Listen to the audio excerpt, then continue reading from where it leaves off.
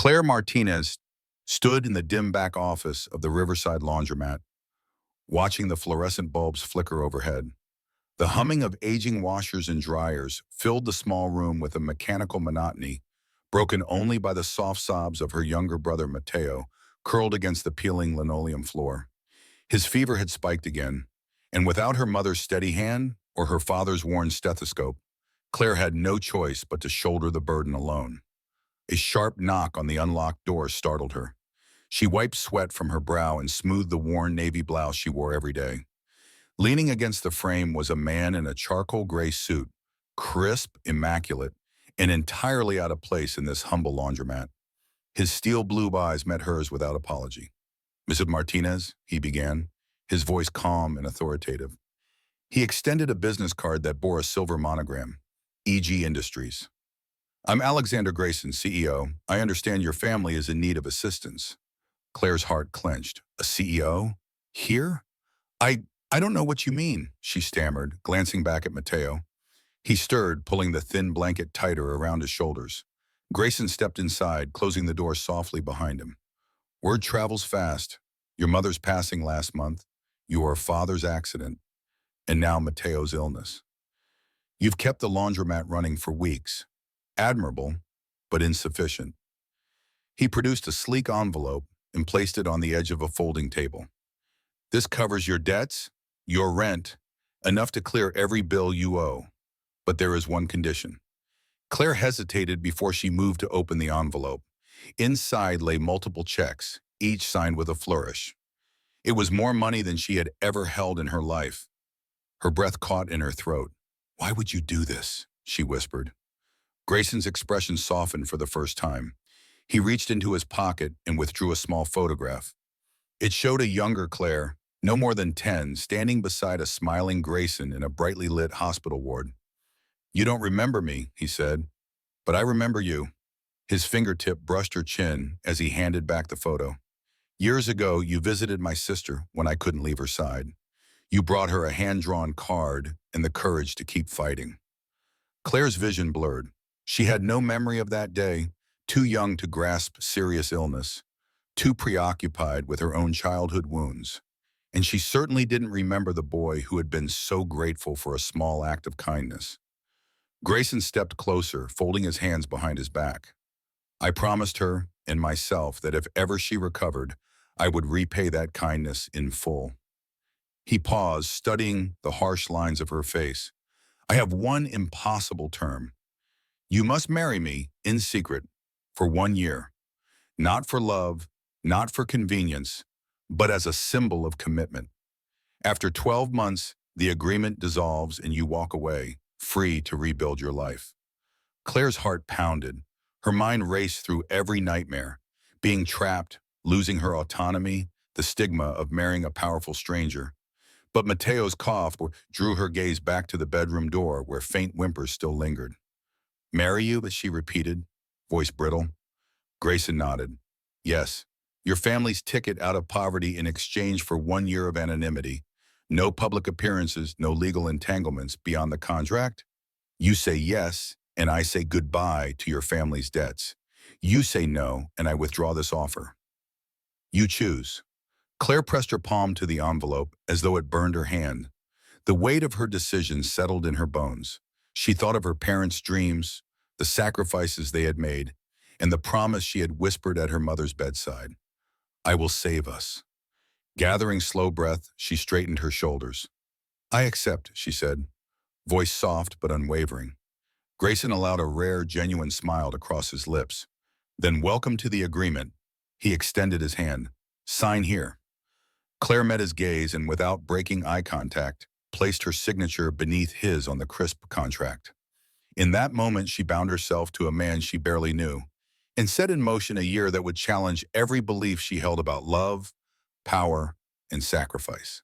Claire folded the signed contract and slid it into the envelope, her fingers trembling. Alexander Grayson watched her with impassive calm, as though he had arranged a boardroom merger rather than a marriage in secret. He pocketed the pen, then reached out to guide her through the laundromat's side exit. Outside, the night air was thick with humidity and the smell of laundry detergent. The back alley lamps cast sickly yellow pools of light onto cracked pavement. Claire paused at the threshold, her gaze drifting back to the humming machines and the battered folding tables. This place had been her sanctuary for months, the only witness to her family's struggle. Now it would soon be locked behind her. Grayson's hand steadied on her elbow. "I have arranged transportation," he murmured. "A car will be waiting to take you and Mateo to a safe location." Claire's breath caught. She looked toward the small bedroom door where faint coughing still echoed. "Is Mateo coming now?" she asked. "Not yet," Grayson replied. "First, I need to ensure this arrangement remains confidential." He led her through the alley to a sleek black sedan idling at the curb. The driver, a stern-faced woman in a tailored suit, opened the rear door for Claire. She sank into the leather seat, clutching her blouse as though it were a lifeline. The scent of polish and leather filled her nostrils, a stark contrast to the detergent and sweat inside the laundromat. Grayson closed the passenger door behind her and then stood before the driver, speaking in low tones. Claire peered through the tinted window, her pulse throbbing. Minutes later, the car pulled away from the laundromat, its taillights bobbing through the alley's gloom. Claire pressed her forehead against the cool glass, watching her past recede. Every block seemed to underscore the weight of her choice. She had pledged a year of her life, a secret vow she could never share, all to lift her family from desperation. The sedan moved swiftly through deserted streets until it reached a low-rise apartment building on the outskirts of the city. The lobby was dimly lit, walls painted a neutral gray. A security guard nodded curtly as they passed. Claire felt exposed, wandering through unfamiliar corridors in her best dress, an outfit borrowed from her mother's old closet.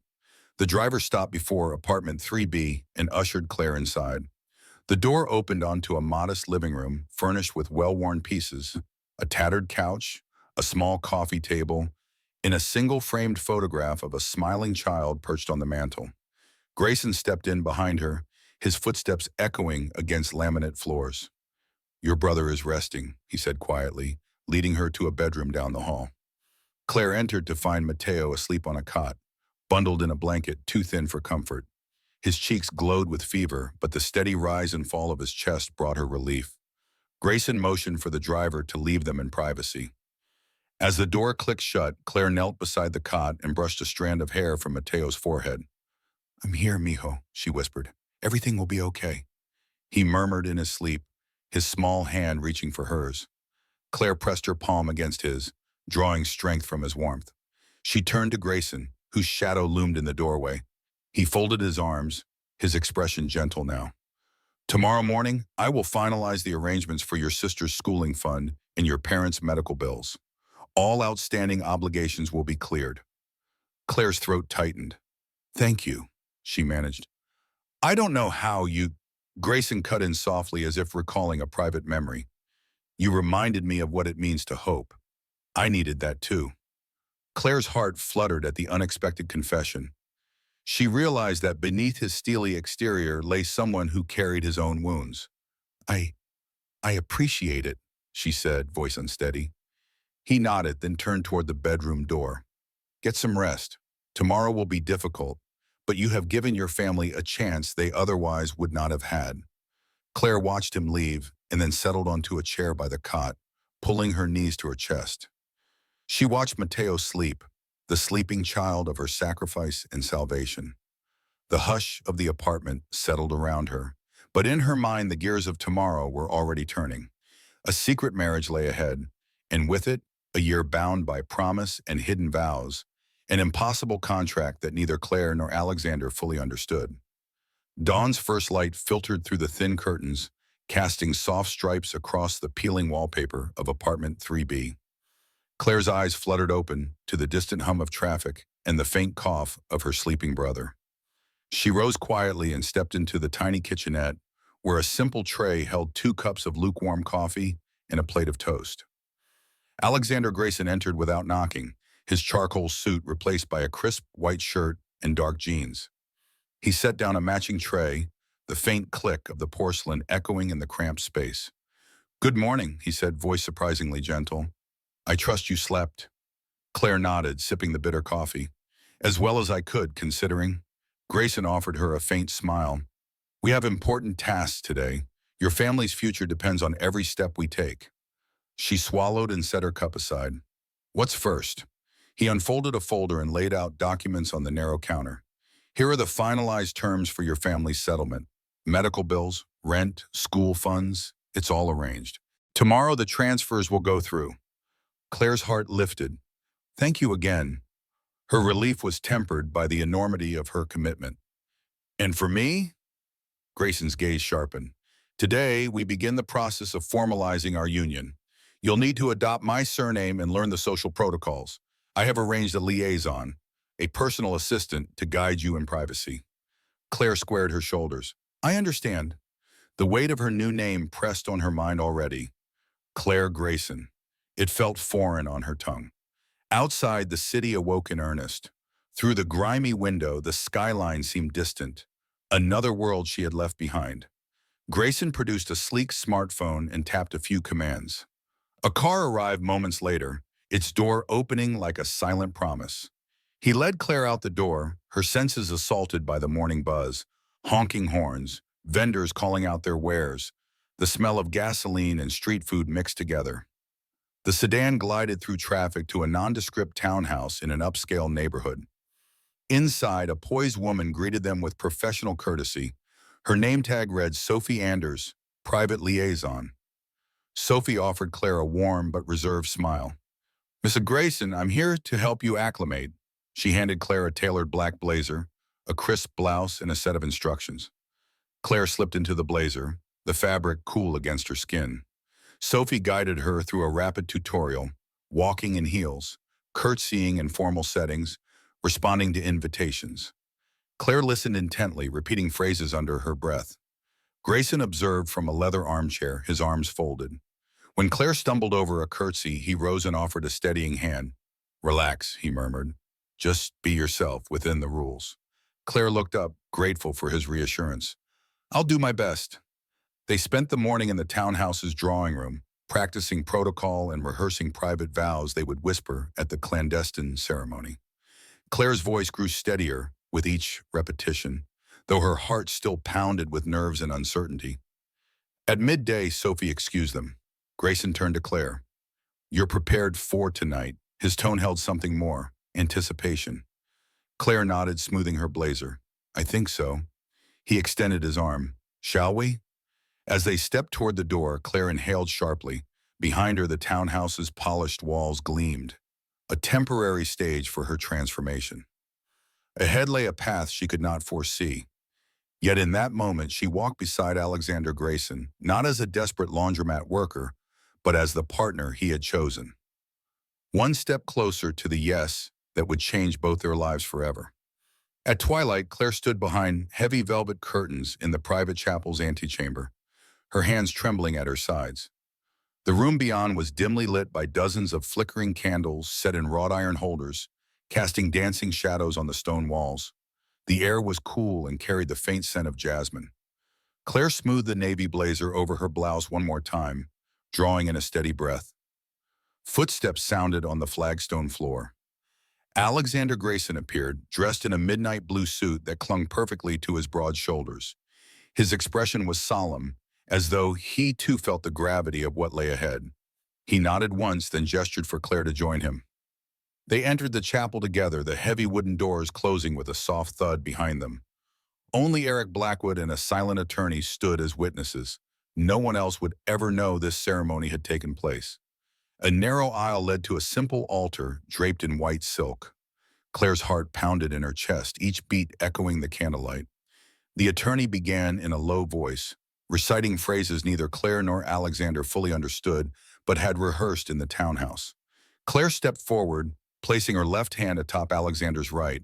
Her fingers brushed the sleeve, and she felt the faintest thrum of warmth beneath the fabric. I, Claire Martinez, take you, Alexander Grayson, to be my lawful husband, she repeated, her voice steady despite the whirl of emotion inside her. To honor our agreement, keep our marriage secret, and uphold my promise for 1 year, so long as we both shall live. Alexander's pale blue eyes held hers as he replied in a clear, unwavering tone, I, Alexander Grayson, take you, Claire Martinez, to be my lawful wife.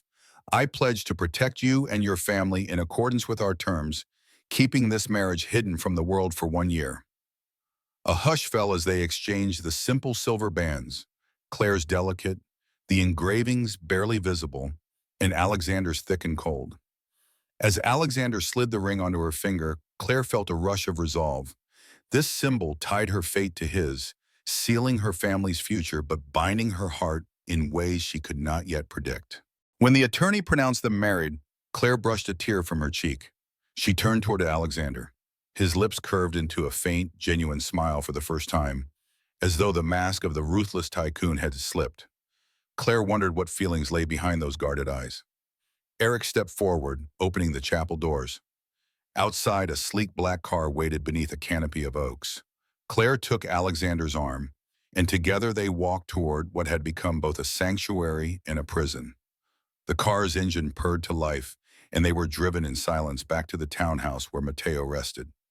As the bedroom door closed behind them, Claire sank onto the edge of the cot, exhaustion evident in her posture. Mateo stirred and opened his eyes. "Big sister," he whispered. Claire brushed his hair back. "I'm here, mijo. I'm here." Alexander lingered in the doorway, watching Claire with a tenderness she had not expected. He crossed the room and placed a glass of water on a bedside table. "He sleeps now," he said softly, voice gentle. "Thanks to you," Claire replied, her gaze lifting. "He wouldn't be here without your help." Alexander knelt beside her, resting one hand on the cot's rail. "Rest is the best medicine," he said. "Tomorrow, I'll finalize the last payments, and your family will owe nothing to anyone." Claire nodded, feeling both relief and sorrow. The ceremony had bound them in secrecy, but every promise carried its own cost. She realized that beyond the contract, something fragile had formed between them, a trust built on necessity and gratitude. Alexander stood and offered his hand. "Come," he said. "It's late. You need sleep, and I should prepare for tomorrow." Claire accepted his hand. As she followed him out of the room, she wrapped her free hand around the wedding band, reminding herself why she had said yes. In the quiet stillness of the night, she embraced the path she had chosen, uncertain of what lay ahead but resolute in her promise to save her family. Morning light filtered through the thin drapes of the townhouse bedroom, casting Claire's wedding band into sharp relief against her palm. Outside, the city was waking, unconcerned with the hidden vows that bound her life. She rose quietly, careful not to wake Mateo, and tiptoed down the hall where the living room's modest decor offered her a precarious comfort. Alexander Grayson was already there, seated at the small dining table. A stack of documents lay before him, alongside a steaming cup of black coffee. He looked up as Claire approached, his expression thoughtful rather than commanding. "Good morning, Anam," he said, voice carrying no hint of ceremony. "We need to complete the transfers today. The funds for your family must clear within the next hour." Claire nodded and took the seat opposite him. Her heart pounded at the reminder of how swiftly her world had changed. "Is there anything I need to do?" He pushed the paperwork across to her. "Just your signature, here and here." Claire took the pen, pausing to consider the gravity of each line. Medical expenses, rent arrears, educational funds, all would vanish from her family's burdens with a single stroke. She pressed the pen to paper, feeling the contract's old weight lift from her shoulders, even as her new obligations settled more firmly into place. Once the documents were signed, Alexander retrieved his phone and tapped a series of commands. A low chime signaled the completion of the digital transfers. He exhaled softly. "Done," he said. "Your family has been freed from every debt." Claire's relief was overwhelming. Tears blurred her vision as she closed the folder and leaned back. "Thank you," she whispered. I can't believe you did this." His gaze softened. "You did more than ask. You showed courage. That means more than any contract." For a moment, Claire allowed herself to hope that the cold barrier between them might be thawing. But then reality intruded. She was still Mrs. Grayson in the eyes of the law, and their marriage remained a secret bond that neither could escape until a year had passed. Alexander stood and offered his hand. "Come with me," he said. Confused, Claire followed him out of the townhouse and down the street to a waiting sedan. The city seemed brighter now that her family's future was secure, yet every honk and shout felt distant, as though she were moving through someone else's life. They arrived at a downtown community center, an unlikely place for someone of Alexander's stature. Inside, children's laughter echoed through hallway doorways, and walls were adorned with brightly colored murals. Alexander led Claire to a small office where Sophie Anders, the private liaison, waited. Sophie has arranged for you to volunteer here, Alexander explained softly. It will help you learn more about the world beyond these walls and find purpose in your new role.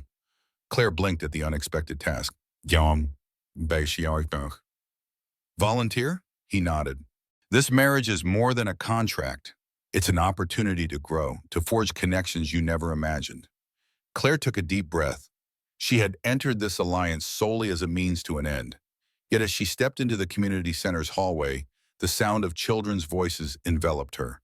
And she felt for the first time the possibility that her secret marriage might lead to something more than survival. Alexander placed a gentle hand on her shoulder. I'll return this afternoon, he said. Until then, I want you to learn everything you can about this place, about yourself. As he turned and left, Claire watched him go, her mind swirling with gratitude and uncertainty. She squared her shoulders and took her first step into the room where children waited for help and a kind word.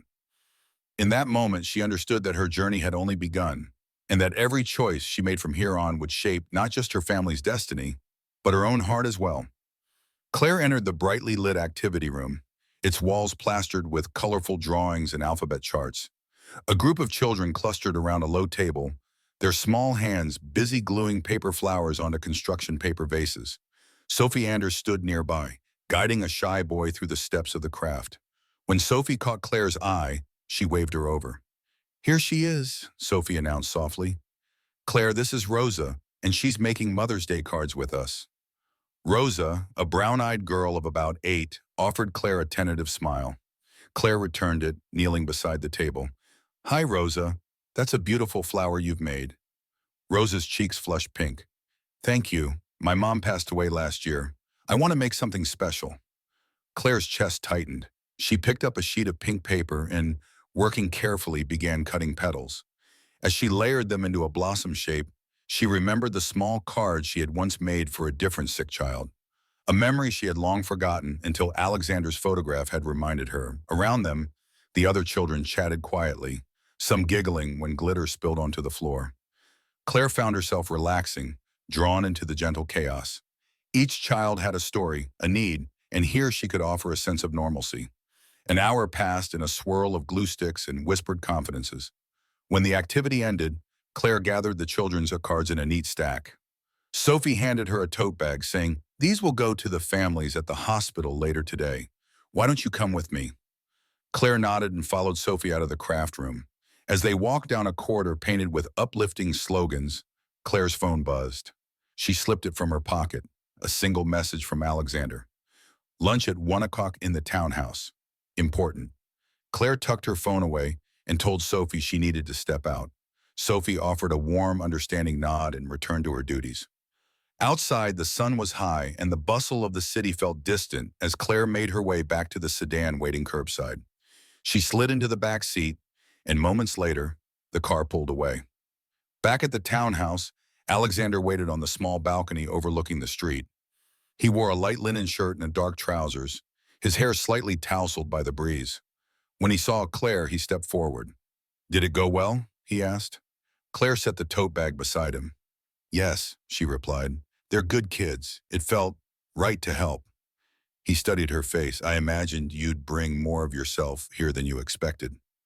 She met his gaze. "I did. It made me realize how isolated I've been, even before all this." She paused, fingers tracing the strap of the tote bag. "Thank you for pushing me." Alexander nodded. "There's another matter." He held out an embossed invitation. "An engagement celebration for my cousin. It's this evening. You'll attend with me." Claire's pulse quickened. "Tonight? But this marriage is supposed to be secret." He inhaled. "Not from our circle. We need plausible appearances among those who might notice your absence. It's a small gathering at the Blackwood estate." Claire looked down at the invitation, its silver script gleaming. She pictured the vast halls of the estate, rooms sparkling with chandeliers, faces she did not know. Her stomach fluttered with nerves and dread. I understand, she said finally. I'll be there. He offered a reassuring smile. You'll be brilliant. Inside, Claire's mind raced. Each appearance risked exposing their arrangement, yet maintaining the facade was crucial. She followed Alexander inside the townhouse, steeling herself for the evening ahead. As she changed into the gown Sophie had arranged, an elegant deep green dress that hugged her frame, Claire realized that every step deeper into Alexander's world would test her resolve. Tomorrow, her family would live debt-free. Tonight, she would walk hand in hand with the man who had saved them, unseen by the public but spotlighted among his closest kin. She took a final look in the mirror. The woman who stared back wore a ring and carried a secret known to two. In that reflection, Claire Martinez ceased to exist, and Claire Grayson emerged, ready to play her part in a world that would soon define her future. Claire stepped from the townhouse's sleek sedan onto the gravel driveway of the Blackwood estate, her emerald gown brushing the gravel like a whisper. Lanterns lined the pathway, casting soft pools of golden light across manicured hedges. Above her, the chateau-like facade rose in pale stone, its tall windows aglow with the promise of finery and watchful eyes. Alexander paused beside her and offered a gloved hand. "Stay close," he murmured. "Tonight, appearances matter." Claire clasped his arm, the weight of her secret ring pressing reassurance into her palm. As they entered through heavy oak doors, a string quartet greeted them with a lilting prelude. Guests in opulent attire mingled beneath crystal chandeliers, silvery gowns, black-tie tuxedos, and whispered introductions. Claire's breath caught. This world of inherited privilege and unspoken alliances was new territory. A tall woman in velvet approached, her greeting clipped and polite. "Alexander, so glad you could bring your companion." She inclined her head to Claire. "I'm Vivian Blackwood, cousin and hostess. Welcome." Claire smiled and offered a soft nod. "Thank you for having me." Every word felt measured. Each glance beneath her lashes risked detection. Vivian turned back to Alexander. "Shall we find you a glass of champagne?" Claire spotted a waiter passing a silver tray of fluted glasses. She accepted one with trembling fingers, the bubbles tickling her throat. As they moved deeper into the salon, Alexander introduced Claire to his circle. Board members, longtime family friends, even a diplomat who praised her poise. Each handshake tested Claire's composure. Beneath the polished veneer, Claire's mind raced. One misstep, one slip of her real surname, and the fragile pact could shatter. At the far side of the room, a portrait gallery chronicled generations of Greys, stern faces in dark suits, icy gazes stamped into heavy frames. Claire swallowed, remembering Alexander's confession about his lost sister. She leaned closer to him. "Is your sister in any of these?" she whispered. He glanced at the portraits. "No, she declined her place here long ago," he said quietly. "Tonight isn't about her or me. It's about maintaining the facade for our agreement." Claire studied his profile, the strong line of his jaw, the subtle tension beneath his skin. She understood the stakes more clearly now. This gathering secured his private empire's stability, and by extension, her family's salvation. A soft murmur ran through the guests as Vivian called for attention. "Thank you all for coming," she began, voice steady.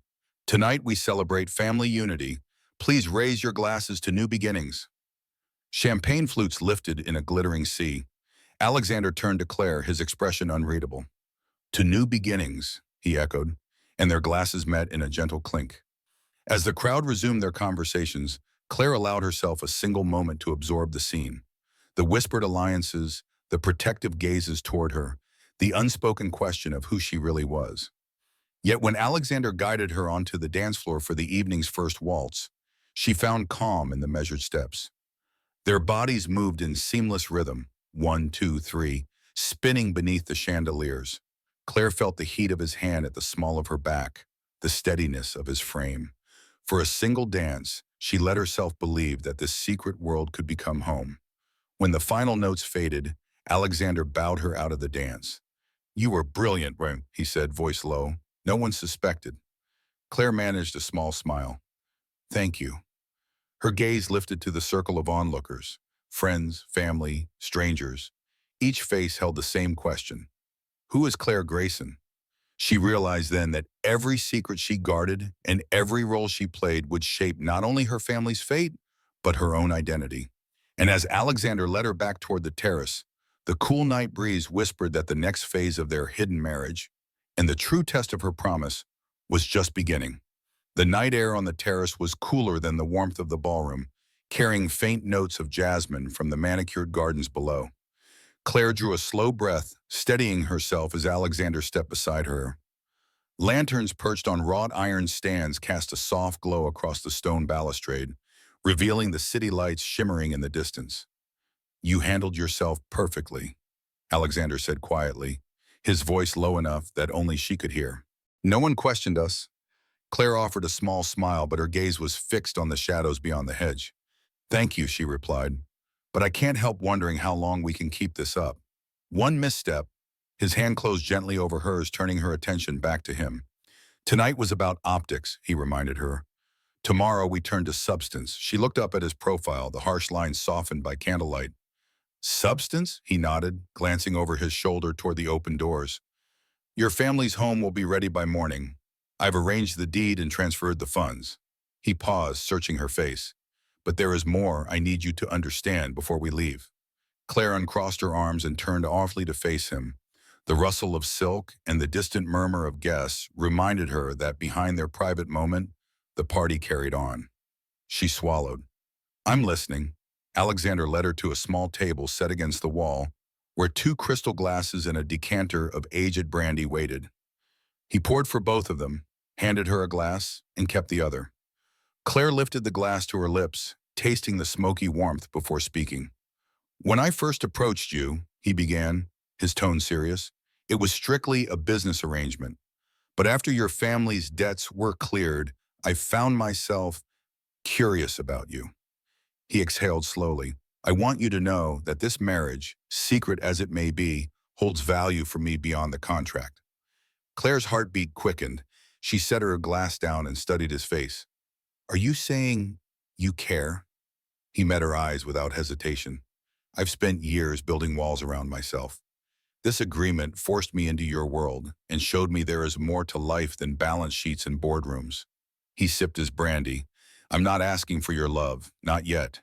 But I needed you to know why I insisted on every term, why I've protected your secret so fiercely." Claire's breath caught at the sincerity in his voice. The memory of her brother's fearful eyes and the relief she felt when his cough eased flashed through her mind. "You saved my family," she whispered, "and still you risk everything for me." He set the glass aside and took both her hands in his. "Because you gave me something I thought I had lost. Hope." His words trembled with vulnerability. "Claire, these 12 months will shape us both. I want you to see me as I am, and I want to learn who you truly are." Claire felt a warmth spread through her chest, separate from the brandy's heat. The ring on her finger pulsed with promise and uncertainty. Around them, laughter and music floated through the open doors. But in this moment, it was as if the world had narrowed to just the two of them. She lifted her gaze to his. "Then let us begin," she said softly. "Not as strangers bound by contract, but as two people facing the same unknown." A gentle breeze stirred the candle flames, and Alexander offered her his arm. As they turned back toward the terrace doors, hand in hand, Claire realized that their hidden marriage was no longer just a means to save her family. It had become a journey neither of them could predict, but one they would navigate together. Morning mist curled around the edge of the Rivera family home as Claire and Alexander arrived just before sunrise. The two-story house stood at the end of a quiet cul-de-sac, its white siding newly painted and landscaping freshly trimmed. Claire's breath caught at the sight of her childhood home restored, proof that her sacrifice had borne fruit. Alexander sighed softly as he stepped from the car. "It's yours now," he said, voice low. Claire stood frozen for a moment, absorbing the scene. The swing set in the backyard, the rose bushes her mother once tended, the gabled porch where her father used to read in the afternoons. Tears stung her eyes. "Thank you," she whispered, her voice thick. He offered a gentle nod. "I'll have the final documents delivered by tomorrow. Legally, the property transfers to you today." Claire found her legs again and moved toward the front door. It swung open before she reached it, and Mateo stumbled out, eyes wide with wonder. He threw himself into her arms, enveloping her in a fierce hug. Big sister, it's beautiful. She tightened her embrace, her chin resting on his head. It's all ours, mijo. No more fees, no more late notices. We're free. Inside, the house smelled of fresh paint and new carpet. Claire led Mateo through each room. The sunlit kitchen, the living room with its wood-burning fireplace, the upstairs bedrooms where she and her siblings had once laughed and fought. In the master bedroom, she paused at the window, watching the dawn break over the neighborhood. Alexander stood in the doorway, arms crossed, observing her with a thoughtful expression. Claire turned and met his gaze.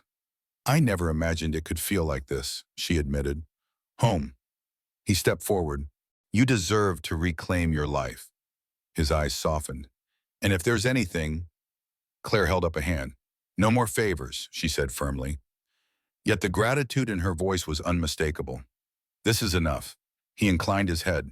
Then let's make sure your family settles in before I leave. Together they spent the morning arranging furniture, unpacking boxes, and setting up the living room. When an arriving delivery man brought a set of toys for Mateo, Claire watched her brother's excitement flicker across his face. Alexander, meanwhile, consulted with the delivery crew, directing them kindly yet confidently, a side of him Claire rarely saw.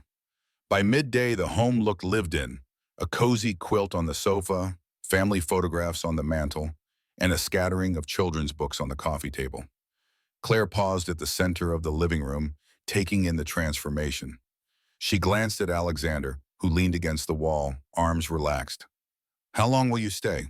She asked quietly. He hesitated. Until tomorrow afternoon when the transfer is final.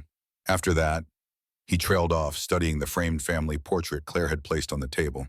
A younger her with her parents and siblings, smiling beneath a summer sun. Claire approached and touched the frame. I want you to be there, she said softly. When I sign the deed. His gaze met hers, and for an instant, the barrier between contract and emotion slipped away. I wouldn't miss it, well, he replied.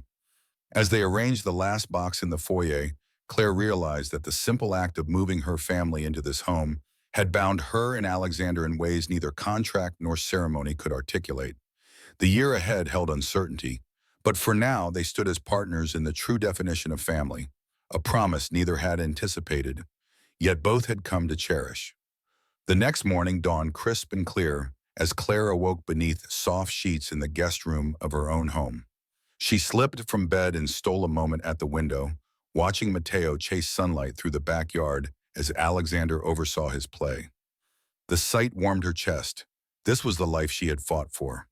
Soon the front door opened and Eric Blackwood stepped inside, carrying a stack of freshly printed documents. He approached Claire in the living room, his formal posture softened by the genuine smiles on her face. Mr. Grayson, Claire greeted him, glancing toward the kitchen where Alexander was pouring juice for Mateo. You're early, Eric nodded. Final deeds and clear title, as promised. Alexander asked me to deliver them personally. He handed Claire the folder. Sign here, here, and here. Claire took the pen with a steady hand, tracing her signature across each line. With every stroke, the legal bond linking her to the estate dissolved. By afternoon, she would stand unburdened, free to claim this home as her own. As she completed the final signature, Alexander appeared at her side, having witnessed the quiet ritual. He offered a small, proud smile. Congratulations, he said softly. Claire exhaled, relief flooding her. Thank you for everything. He guided her to the foyer where the framed family portrait still rested on the table. Claire lifted it and placed it carefully in her purse. I want this with me always, she explained. Alexander gave a respectful nod. Outside, a sleek car waited. Alexander had insisted on driving Claire and Eric to finalize the paperwork at the registrar's office downtown. In the back seat, Claire clutched the signed documents. The city sped by in a blur of glass towers and morning traffic, so different from the quiet streets of her neighborhood. At the municipal building, Claire stepped inside with Alexander at her side. The registrar greeted her warmly and retrieved the final certified copy of the deed. Claire's name shone in black ink. Claire Martinez, sole owner of the home on Elmwood Drive. The weight of that phrase settled in her gut like solid ground. When the registrar congratulated her, Alexander slipped her hand into his. You did it, he said, voice filled with genuine warmth. Claire allowed herself a genuine smile for the first time in months. "We did it," she replied, meeting his gaze. They exited into the afternoon sun. As they approached the waiting car, Mateo ran up from behind, clutching a toy car he'd found in the foyer. His bright grin reminded Claire of all she had risked, and all she had gained. Alexander knelt before Mateo and ruffled his hair. "I hear you're the proud owner of this house now," he teased gently. Mateo laughed. "It's mine." He handed Claire the toy car, which she placed on the dashboard with care. Claire turned to Alexander, grateful awe in her eyes. "This home is more than just bricks and mortar," she said. "It's the promise I made and kept, and none of it would have happened without you." Alexander rose, brushing a speck of dust from his sleeve. "Then it was worthwhile," he said softly. "You've honored your promise, Claire. I'm honored to have been part of it." As the car pulled away from the registrar's office, Claire glanced out at the cityscape, no longer a world of strangers, but a place she now had a stake in. With her family safe and their future secured, the secret marriage that had begun as an impossible contract had grown into something neither of them could have predicted. And though their year together was only halfway through, Claire felt a solid certainty that this house, this family, and perhaps even their bond, would endure long after the final signature was filed. Claire returned home late that evening, weary but triumphant. The freshly painted walls of the living room glowed under the soft lamplight, and the familiar creak of the floorboards felt like a welcome embrace. Mateo was already asleep, tucked into his new bed with a small stack of bedtime books beside him. Alexander waited in the kitchen, pouring himself a glass of bourbon. He offered Claire one too, and she accepted with a grateful nod. They stood side by side, the quiet between them filled only by the hum of the refrigerator. "You handled everything today with remarkable composure," he said, voice low. Claire set her glass down and leaned against the counter. "I felt like I was floating," she admitted. "Seeing my name on that deed, it doesn't feel real yet." Alexander drank deeply from his glass and placed it on the counter. "Real or not, it's done. Your family has a future now." She met his gaze. "This house, our home, it's more than I ever hoped for." He studied her with an intensity she had grown accustomed to. "And yet, you still refer to it as our home." Claire's breath hitched. She realized how naturally she'd included him in her thoughts. "I can't imagine doing any of this without you." Alexander's expression softened, and he reached out to brush a strand of hair from her face. "You don't have to imagine," he said quietly. "I'll be here as long as you need me." Claire felt warmth spread through her chest. She raised her hand and noticed the silver wedding band, still gleaming with promise. "I need you," she whispered. He closed the distance between them and gently pressed his lips to her forehead. "And I need you," he replied. For a moment, they simply stood together in the kitchen's soft glow, two souls bound by necessity who had found something more profound. Outside, the city lights twinkled like distant stars. But here, in the heart of her reclaimed home, Claire felt the first true stirrings of hope. Hope that their secret marriage could become the strongest bond she had ever known. Late that evening, after Claire had tucked Mateo into bed and kissed his fevered brow, she found Alexander waiting on the back porch. The porch swing creaked as he shifted, and the lantern on the railing cast a warm glow across his thoughtful face. Claire stepped onto the porch, pulling her cardigan tighter against the night chill. "Couldn't sleep?" she asked softly. Alexander shook his head, patting the seat beside him. Claire joined him, folding her hands in her lap. Below, the garden's rose bushes rustled in a gentle breeze, the delicate scent of jasmine mingling with damp earth. "I was thinking about tomorrow," Alexander said after a moment, his gaze drifting toward the house. "The board meeting, it's not part of the agreement that you attend, but I need you there." Claire frowned. "I'm not a socialite or a businesswoman. What could I contribute?" He turned to her, eyes serious. "Your voice matters. You represent a new perspective. Real lives rescued from hardship, not just another statistic in our annual report. I want the board to see the human side of these decisions." Claire swallowed, the weight of that responsibility settling in her chest. She remembered the polished faces at last week's gathering and felt suddenly exposed. "I'll try," she whispered. Alexander offered a reassuring smile. "That's all I ask." They sat in silence. The night sounds comforting rather than eerie. After a few minutes, Claire found her voice. Alexander, why involve me now? This was supposed to be your arrangement, business and done. Why drag my family's story into your corporate world? He sighed and nodded as if relieved to explain. Because you changed me. I realized I build my empire to protect, but too often I forget what I'm protecting it from. Your sister's laughter when she opened her first school book, Mateo's relieved smile when he found his medicine, the pride in your father's eyes, knowing you could come home. Those moments remind me why power should serve life, not hoard it. Claire's throat constricted at his words. She traced circles on the wooden plank beneath her fingers. I, I never expected to mean so much beyond my debt. He reached for her hand, thumb brushing her knuckles. You taught me that saving a family isn't charity, it's an investment in hope. She squeezed his hand gently. Then I'll stand with you tomorrow. For them. Alexander's lips curved into a soft smile. Thank you. He leaned back, and they watched fireflies blink around the lantern's glow. As Claire rose to head inside, a sudden rustle from the garden startled them. A shape emerged under the rose archway, Sophie Anders, holding 2 cups of hot cocoa. She offered one to each of them and nodded in understanding before slipping away into the darkness. Claire and Alexander accepted the cocoa in silence. The rich, sweet warmth coursed through them, and for a moment they simply savored the peace of the night. The secret they shared had grown into something neither could ignore, a partnership forged in necessity and strengthened by unexpected trust.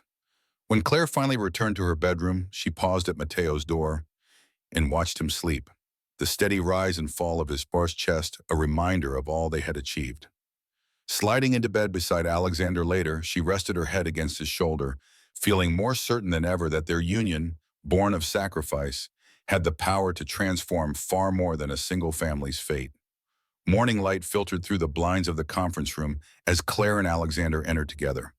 The long mahogany table was already populated by board members in sharp suits and crisp blouses, their expressions polite curiosity as they recognized the usually solitary CEO's unexpected companion.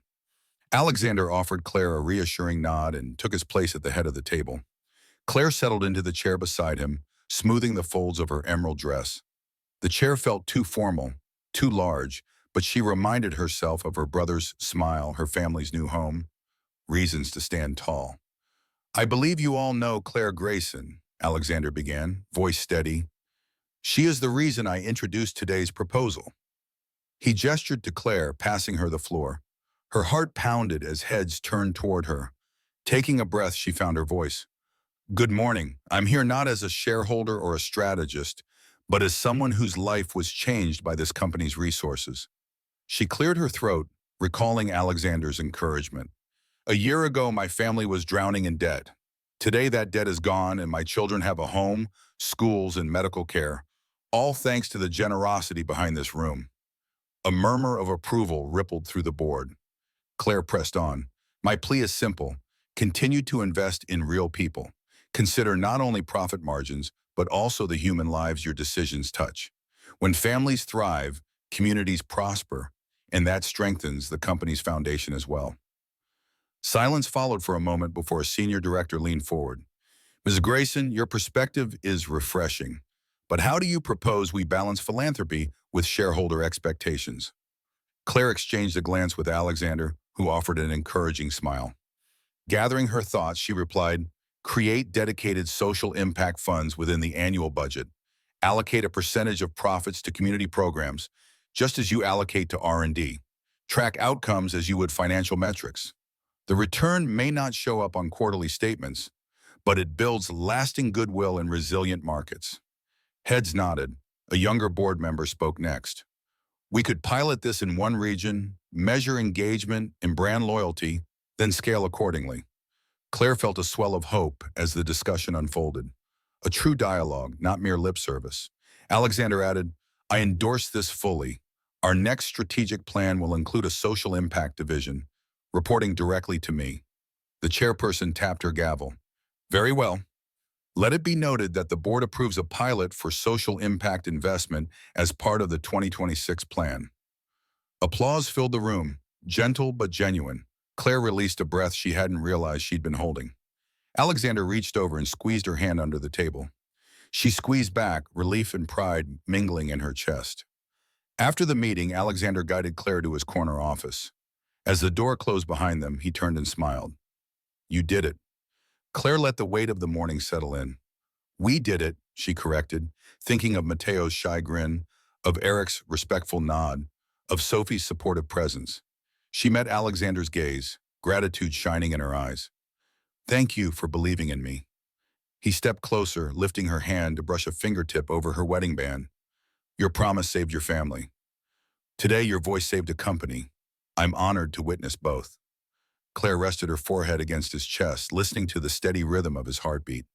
Beyond the secret vow that bound them, they had built something true and lasting. Proof that impossible terms could lead to extraordinary change. And as the city lights flickered on beyond the skyscraper windows, Claire knew their shared journey was far from over. Late that afternoon, a message arrived on Claire's phone. A simple line of text. "Meet me at Riverside Laundromat. Urgent." Its sender was anonymous, but the laundromat's address burned into Claire's memory. She showed the message to Alexander as they left his office, his expression tightening. "That was your sanctuary once," he observed quietly. "Do you think someone there needs help?" Claire tucked her phone away, hesitation flickering in her eyes. "It could be a trap," she admitted, "but if it's real, I can't ignore it." Alexander nodded. "I'll go with you." They departed the high-rise and slipped into a discreet sedan. The city streets pulsed with evening traffic as the car wove toward the industrial district. Claire's heart pounded at each turn, the laundromat looming ahead like a ghost from her past. Inside, however, the front windows were dark, machines silent. Claire's breath caught in her throat. She stepped to the door, hand on the handle, and exchanged a glance with Alexander. He placed a reassuring hand on her back, and she opened it. The interior was cold and vacant, rows of washers and dryers standing idle. A single desk lamp illuminated a small folding table near the exit. On it rested a manila envelope addressed to Ms. Grayson. Claire approached it slowly, Alexander at her side. She lifted the envelope and slid it open. Inside was a photograph of Mateo in the townhouse bedroom, asleep in his cot, unaware. Beneath it lay a single line written in bold black ink, "Pay up or I end this." Claire's blood ran cold. She pressed a hand to her mouth. "They've found us."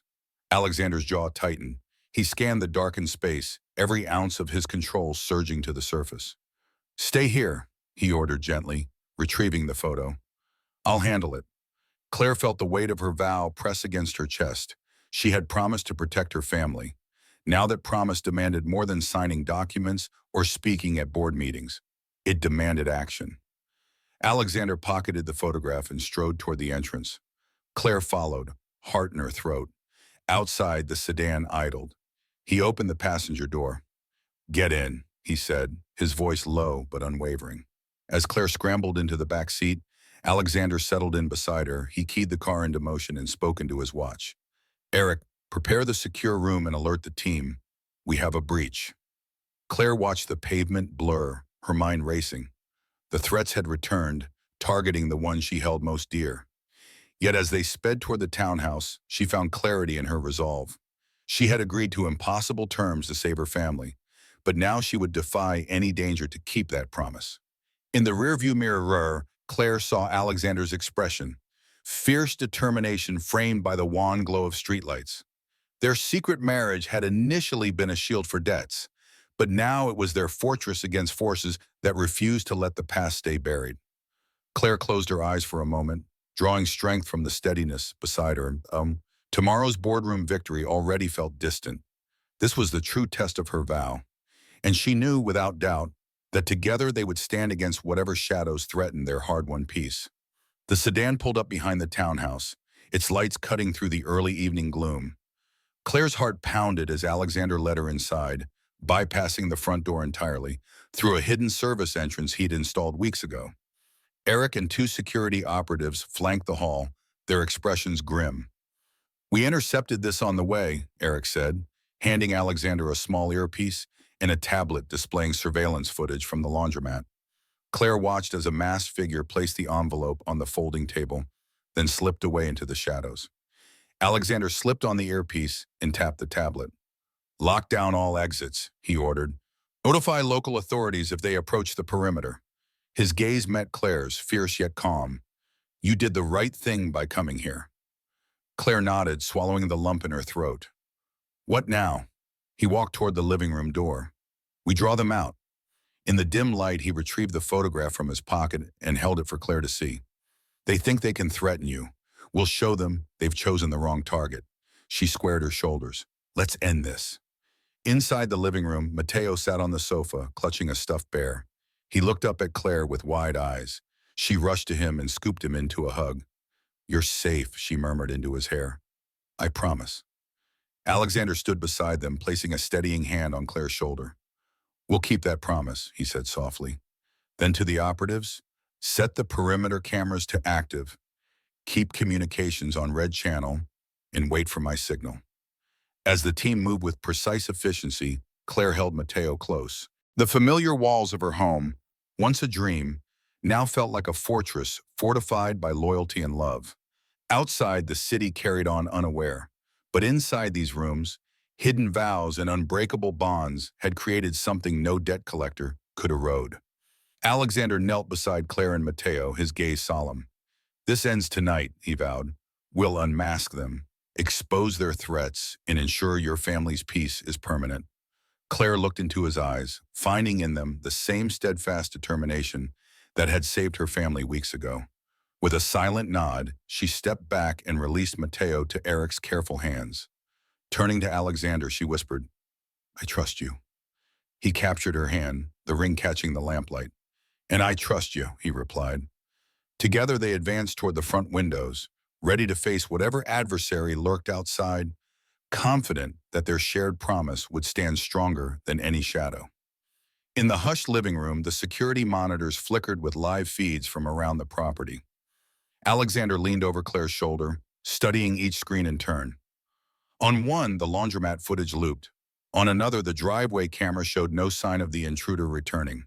Still, the threat felt close enough to taste. Eric, Alexander called softly, run a trace on the envelope's fibers and any prints. Find out who sent it. Eric nodded and slipped away to the security hub. Meanwhile, Alexander opened a drawer in the sideboard and produced a small dispatch radio.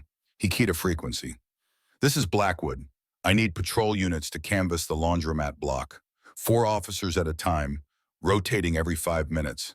They suspect someone in that area. Claire watched him work, her fear tempered by admiration for his control. What do you think they want? She asked. He paused, turning to her. Money, leverage, retribution, any of the above. But they miscalculated one thing. You're not vulnerable anymore. Just then, Eric returned, his face grave but determined. Sir, no usable prints. However, we did recover a scrap of fabric from the envelope's seal, a distinctive pattern. It matches an outfit worn by one of the loan shark's known enforcers. Alexander's jaw tightened. He's bold, sending threats to a child's room. He caught Claire's eye and gave a small nod. Time to confront him directly. Claire drew a steadying breath. How? Alexander moved to the front window and parted the curtains just enough to peer into the street. A black SUV idled across the curb. One of the operatives signaled silently. They had spotted the vehicle too. Stay behind me, Alexander instructed, handing Claire the dispatch radio. If anything happens, call us immediately. Claire nodded, her hand gripping the radio's button. Alexander slipped on a lightweight tactical jacket over his suit and opened the front door. Claire followed, heart in her throat. Outside, the air had cooled further, and the street lamp cast long shadows. The SUV's tinted windows concealed its occupants. Alexander stepped onto the porch and raised a hand, signaling the operatives to fan out discreetly. Come out, he called into the silent street. I know you're there. The SUV's engine rumbled, then cut. The passenger door opened slowly, and a hulking figure emerged, Marco Esposito, the enforcer Claire had heard whispered about. He wore a black leather jacket and a cruel grin. Blackwood, Marco said, voice low. Thought you could hide, didn't you? Alexander's stance was unwavering. This ends now. Leave this family alone or you face consequences far worse than lost debts. Marco laughed darkly. You think your toys can stop me? I want what's mine. Double what you paid last time, or the little girl wakes up without her brother. Claire's blood ran cold at the threat. She gripped the radio, ready to call for backup. Alexander stepped forward, calm as steel. You'll get nothing from her. Your debt is wiped clean. You threaten a child, you lose everything. Marco's eyes flicked to Claire and then to Alexander's unwavering gaze. The silent operatives closed in behind Marco on both sides of the porch. For a tense beat, neither man moved. Then Marco's grin faltered. He glanced at the hidden guns pointed at him and, recognizing the hopelessness of his position, straightened up. You're in my way, Blackwood, he growled. Alexander leveled a measured glare. Then step aside. Marco hesitated, then spat on the ground before stepping back. He turned and climbed into the SUV, slamming the door. The engine roared to life and sped away, tires screaming against asphalt. Claire exhaled shakily. Alexander closed the door and pulled her into a protective embrace. They won't bother you again, he said softly. She pressed her face into his chest, her fear ebbing into relief. Thank you, she whispered, for everything. He held her tightly. Ways, he replied. And together they watched the taillights vanish into the night, certain that the darkness had been driven back, this time for good. Sunlight streamed through the living room windows the next morning, illuminating the scattered papers and coffee cups where Claire and Alexander had strategized late into the night. For the first time since their agreement began, Claire felt a sense of genuine safety settle over her home. She found Alexander in the kitchen, leaning against the counter as he reviewed yesterday's incident report on his tablet. His shoulders bore the tension of their confrontation, but his eyes softened when he saw Claire enter. How are you holding up? He asked, setting the tablet aside. Claire crossed the room and slipped her hand into his. Better, she replied, knowing that threat is gone, and grateful you didn't let them tear our family apart again. Alexander nodded, brushing a kiss across her knuckles. I would move mountains to protect your family. Claire smiled, then glanced toward the hallway where Mateo's laughter echoed as he tumbled into the living room with one of his toy cars. Alexander crouched to greet him, scooping the boy into his arms. Hey there, champ, Alexander said, ruffling Mateo's hair. Ready for breakfast? Mateo nodded vigorously, planting a kiss on Alexander's cheek before sprinting to the kitchen table. Claire watched the interaction, warmth spreading through her chest. This was more than a contract. It was a family forming in real time.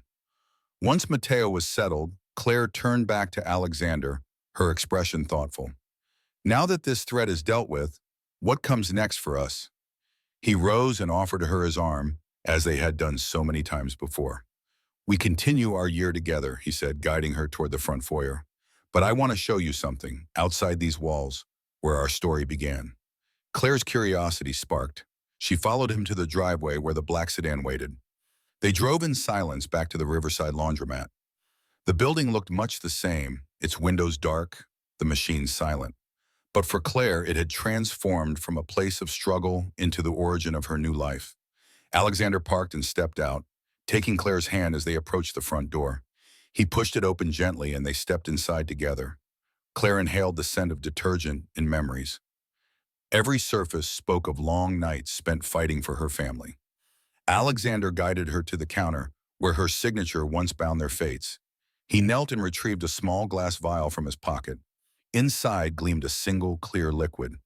I had this lab tested, he said, voice hushed.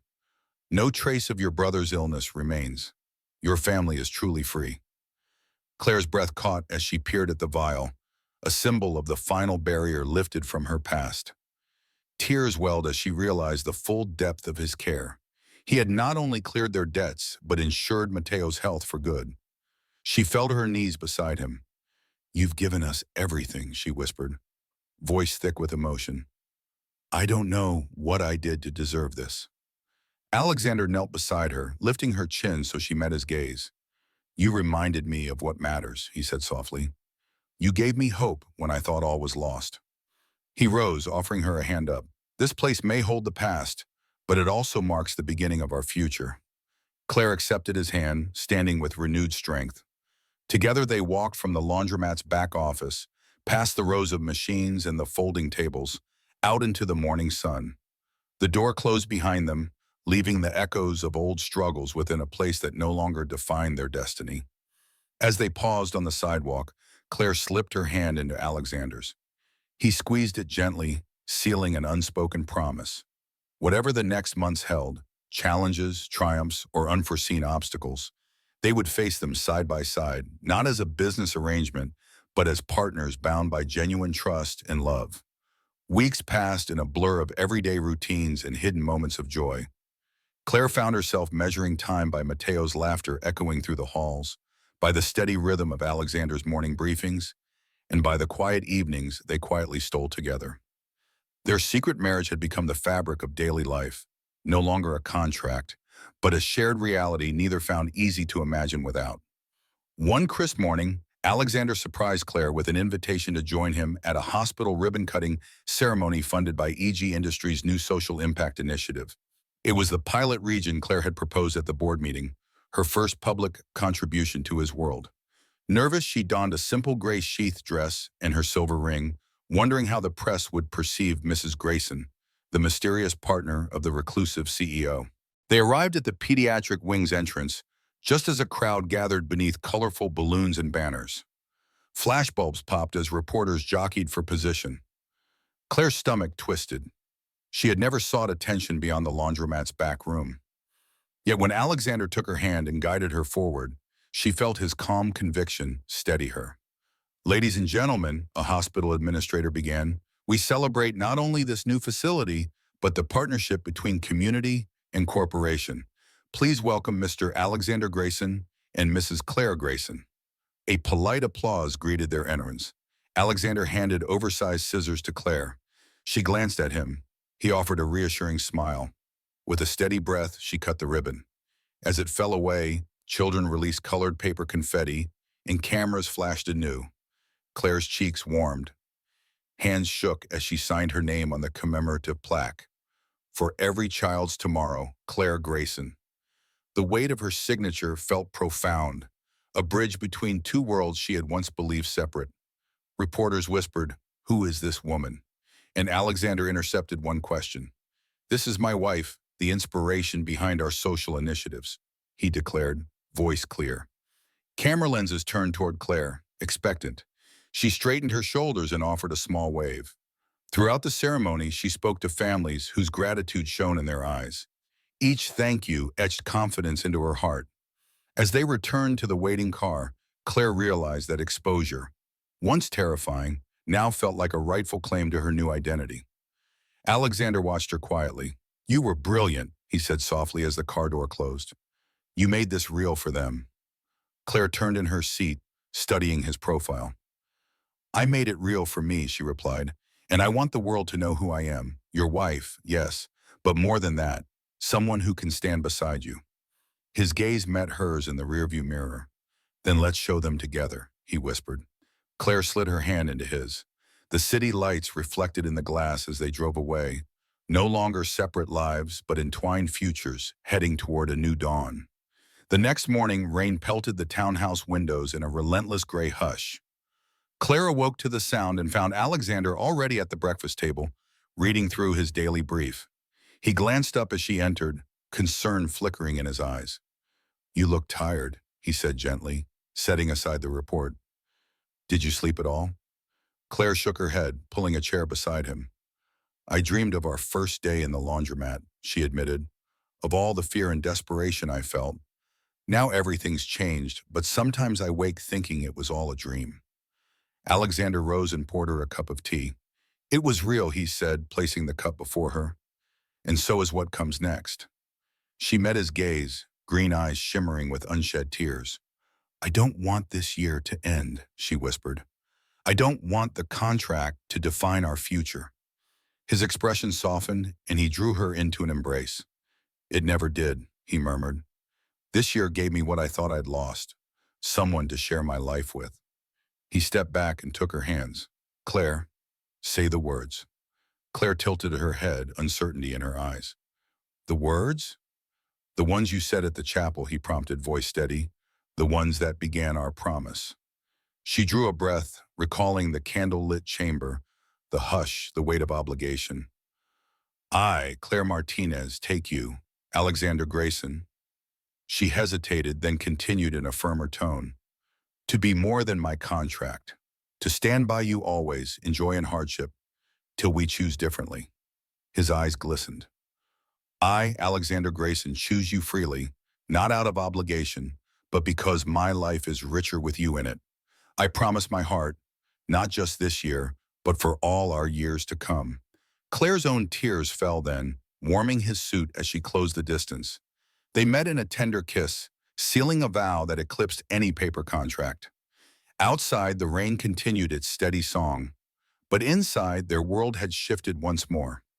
No longer a secret union bound by debt and obligation, but a partnership born of choice and heart. Sunlight broke through the overcast sky, turning raindrops on the window to glimmering prisms as Claire and Alexander stood in the backyard, hand in hand. Mateo and his friends chased a soccer ball across the lawn, laughter rising above the gentle hum of a new day. Nearby, Sophie and Eric watched with smiles, evidence that their secret was now an open harmony. Claire looked at the small crowd gathered for the family's housewarming barbecue, a celebration they had planned for weeks. It was not a charity event or a boardroom function, but a simple gathering of neighbors, colleagues, and friends who had come to know them beyond titles and roles. Alexander draped his arm around her shoulders. "Ready to greet our guests?" he asked. Claire leaned into him, warmth blooming in her chest. More than ever. They walked down the flagstone path toward the picnic tables laden with food and decorations. Claire paused to adjust the banner reading, "Home at Last," and to catch Eric's approving nod. The moment felt perfect, a culmination of two worlds converging into one shared life. As they approached, the guests cheered. Claire saw familiar faces, the community center director who had welcomed her as a volunteer, the hospital administrator who had invited her to speak, even a few board members who raised their glasses in silent acknowledgement. Alexander smiled broadly, introducing Claire not as an enigmatic CEO's wife, but as herself, Claire Martinez, the woman who had changed his world. Music drifted from a small speaker, and the children were invited to play. Claire found herself laughing as Mateo kicked the ball too hard, sending it skidding under a table. Alexander bent to retrieve it, coated in grass clippings, and returned it to Mateo with exaggerated caution that sent them both into giggles. Later, Alexander took Claire's hand and led her to the center of the yard. "May I have this dance?" he asked, voice low but earnest. Claire raised an eyebrow. "Here?" He nodded. "Here." Soft music began again, and without hesitation, Claire slipped into his arms. Neighbors paused to watch as they twirled beneath the open sky, two partners at the close of an extraordinary chapter and the start of countless ordinary, beautiful days. In that gentle dance, paper contracts and hidden threats lay far behind. Only the steady beat of their joined hearts mattered now, guiding them into a future defined not by obligation, but by love freely chosen, and a home they built together forever beyond the reach of poverty, secrets, or fear.